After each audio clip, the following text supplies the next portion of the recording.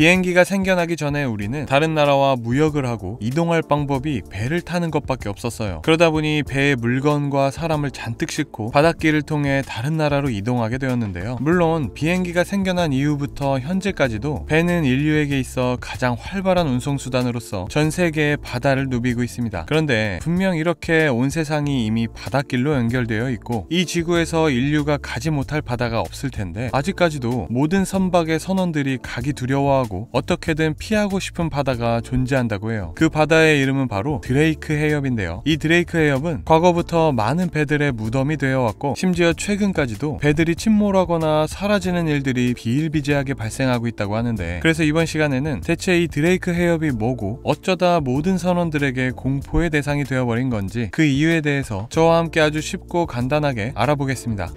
먼저 이 드레이크 해협에 대해서 간단하게 살펴보면요, 일단 이 해협은 남아메리카 칠레의 남쪽에 위치한 케이프 홍과 남극 사이에 존재하는 바다를 말하는데요, 그 간격만 해도 자그마치 1000km에 달합니다. 여기서 1000km면 영국 런던에서부터 독일 베를린까지의 거리니까 해협의 간격이 상당한데요. 그리고 이 해협의 가장 중요한 특징 중에 하나는 태평양과 대서양, 남해 이렇게 세 개의 바다가 모두 이 드레이크 해협에서 만난다는 점입니다. 그 중에서 태평양과 대서양의 경우 아메리카 대륙과 아시아를 오가는 많은 무역선들이 꼭 지나가야 하는 경로거든요. 그러다 보니 파나마 운하가 생기기 전까지는 대부분의 무역선들이 이 남쪽 경로를 통해 태평양과 대서양을 오갈 수 있었습니다. 게다가 이렇게 큰 바다들이 만나다 보니 수심 또한 무척 깊은 편인데요, 해협의 남쪽과 북쪽 끝에는 그 깊이가 최대 4800m에 이른다고 해요. 4800m면 알프스 산맥의 최고봉인 몽블랑산과 같은 높이니까 그 수심이 정말 엄청난데요. 그런데 이렇게 드레이크 해협의 기본적인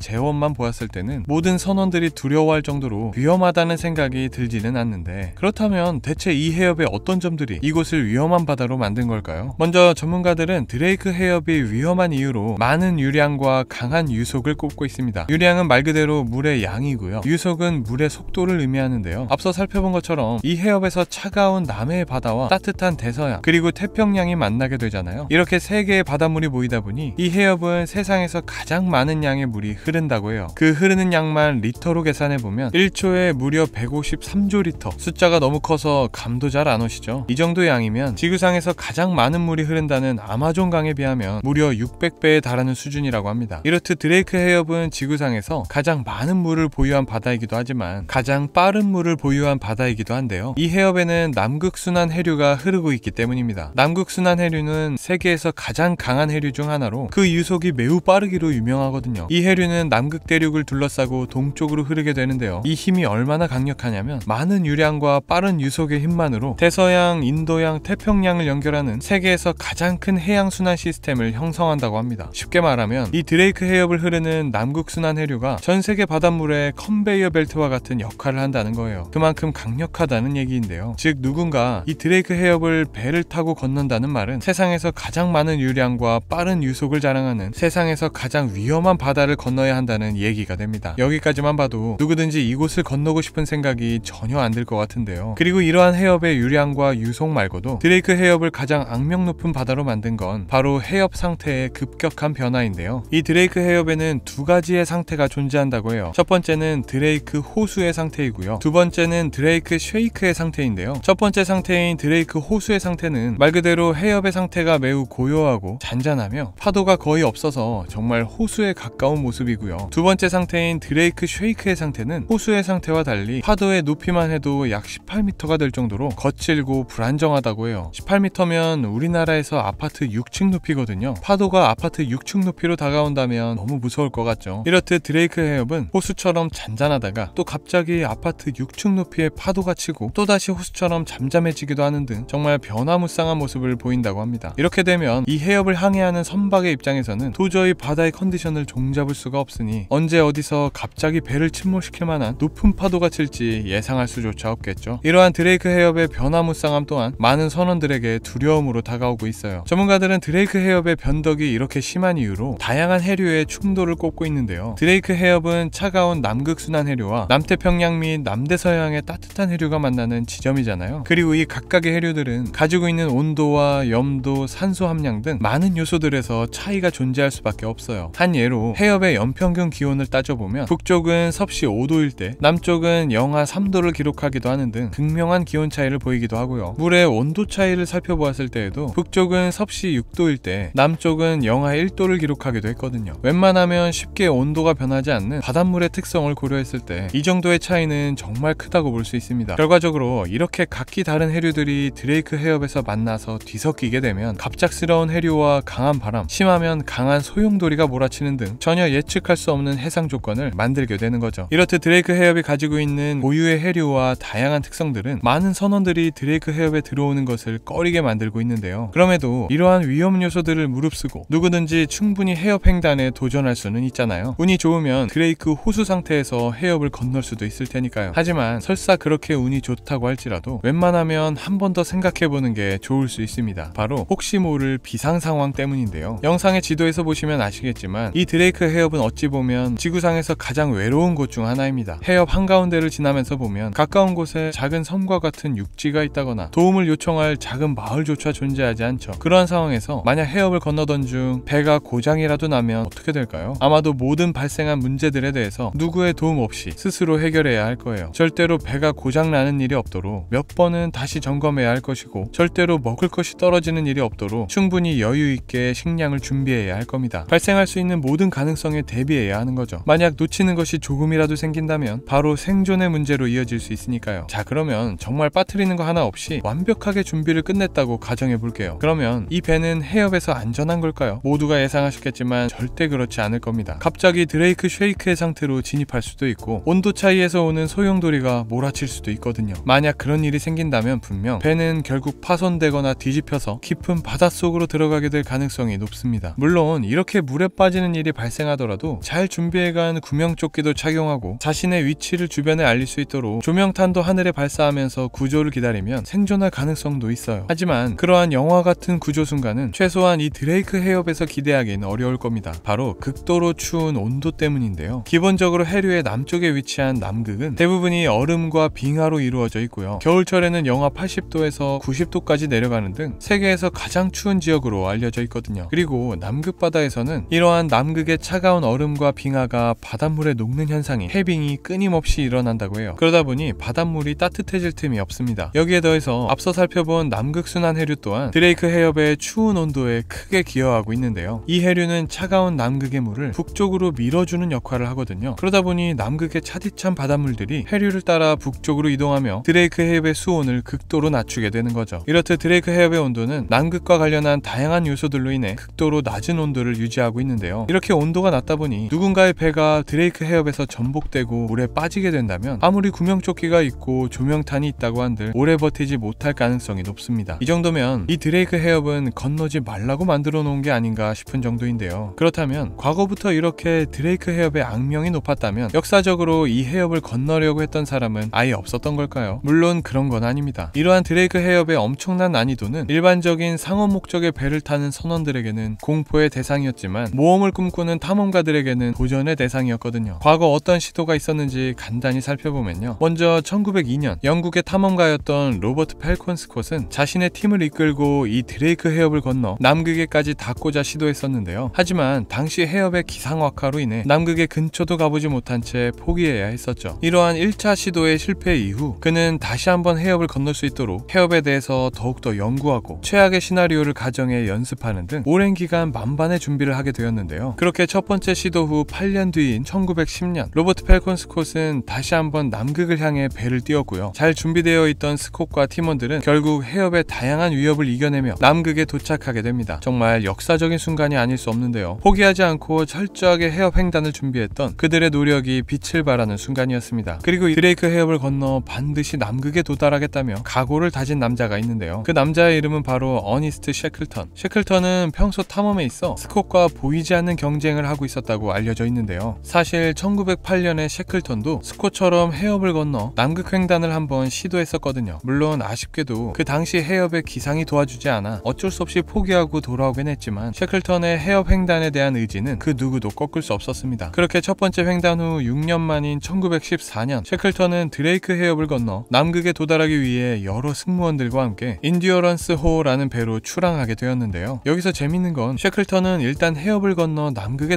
도착하기만 하면 갯썰매를 이용해 전 대륙을 탐험하려고 계획했다는 거예요. 나름의 도착 후 청사진을 그렸던 셈인데요. 하지만 이러한 셰클턴의 부푼 꿈도 잠시 드레이크 해협은 이번에도 셰클턴을 곱게 보내주지 않았습니다. 갯썰매의 꿈을 펼쳐보기도 전에 셰클턴의 인듀어런스 호가 해협 인근의 빙하에 갇혀서 점차 침몰하기 시작한 거예요. 이렇게 가만히 있다가는 셰클턴을 포함한 승무원 모두의 목숨이 위태로운 상황. 이러한 상황에 셰클턴은 중대한 결정을 해야만 했는데요. 결국 셰클턴은 침몰해가는 인듀어런스 호를 버려둔 채 작은 구명보트를 타고 드레이크 해협을 건너기로 합니다. 큰 배를 타고 갈 수 없다면 작은 배라도 타고 건너가겠다는 의지였는데요. 하지만 중간에 구조되지 않는 이상 수백 킬로미터가 될지 모르는 엄청난 거리를 작은 구조선 하나로 건너야 하는 상황이었어요. 실제로 그 여정은 너무도 험난했는데요. 훗날 공개된 셰클턴의 기록에 의하면 이 여정에서 얼음이 뒤엉킨 거친 바다가 계속되었고 그 와중에 무려 3m가 넘는 파도가 계속해서 몰아쳤다고 합니다. 셰클턴은 기록에서 26년간의 선원 경력 중 가장 높은 파도였다 라고 묘사했을 정도였죠. 이렇듯 작은 구조선에 타고 있던 셰클턴과 그의 승무원들은 이러한 해협의 험난한 파도에도 절대 포기하지 않았고요. 무려 한 달간을 그 상태로 나아갔다고 해요. 그리고 그들은 그토록 간절히 도착하길 바랐던 남극 땅에 도착한 후 구조대에 의해 구조될 수 있었다고 합니다. 이 정도면 정말 인간 승리가 아닌가 싶은데요. 심지어 여정을 떠난 승무원들 그 누구도 죽지 않고 구조되었다고 하니 셰클턴 입장에서는 너무 다행이었을 것 같죠. 훗날 이러한 셰클턴의 극적인 스토리는 셰클턴의 대서사시로 불리며 남극 탐험을 희망하는 모험가들의 마음에 강한 불씨를 심어주게 되었다고 합니다. 그런데 이러한 멋진 탐험가들의 얘기가 꼭 과거에만 있는 건 아니에요. 우리가 살아가는 현대에도 이러한 모험을 꿈꾸고 도전하는 이들이 존재하는데요. 2012년 4월 브라질의 사업가인 조앙 라라 메스키타는 자신의 요트를 타고 드레이크 해협을 통과하며 남극 해안에 대해서 다큐멘터리를 촬영하고 있었는데요. 그런데 그때 시속 100km가 넘는 바람이 갑자기 몰아치며 메스키타가 타고 있던 요트를 강타한 거예요. 그로 인해 메스키타의 요트는 얼음에 갇히고 말았죠. 워낙 순식간에 불어온 강력한 바람이라 대비할 새도 없었는데요. 그래도 과거와 달리 최근에는 해양 통신 장비와 구조 장비가 잘 발달되어 있다 보니 메스키타는 가까운 칠레에 구조를 요청할 수 있었습니다. 그런데 곧 구조대가 올 거라 믿고 안심하고 있던 일행은 아무리 몇 날 며칠 구조를 기다려도 칠레의 구조팀이 도착을 하지 않는 거예요. 그래서 혹시 구조받지 못하는 거 아닌가 하고 불안해하고 있던 찰나 구조대는 구조 요청 후 약 4일이 지난 후에야 요트에 도착하게 되었습니다. 알고 보니 드레이크 해협의 파도가 너무 심했고 바람 또한 무시무시하게 불다 보니 구조대가 이동조차 못하고 있던 상황이었어요. 이제는 드레이크 해협이라면 당연히 그럴 수도 있겠다라는 생각이 드는데요. 최근에는 드레이크 해협과 관련하여 배를 타고 건너는 것이 아닌 조금 더 다채로운 도전이 이루어지고 있는데요. 비교적 최근인 2019년에는 영국의 유명한 모험가인 콜린 오브라디가 노적기 선수 5명과 함께 2000km가 넘는 해협을 오직 노를 저어 건너고자 시도하기도 했습니다. 이들은 12일 동안 90분 교대로 노를 젓고 쉬기를 반복했다고 하는데요. 그렇게 쉬지 않고 노를 저어 결국 횡단에 성공하게 되었죠. 정말 이색적인 도전이죠. 이렇듯 드레이크 해협의 험난한 해류와 기상 변화는 과거부터 현재까지 누군가에겐 두려움의 대상으로 다가오기도 하고 누군가에겐 정복해야 하는 도전의 대상으로 다가오고 있습니다.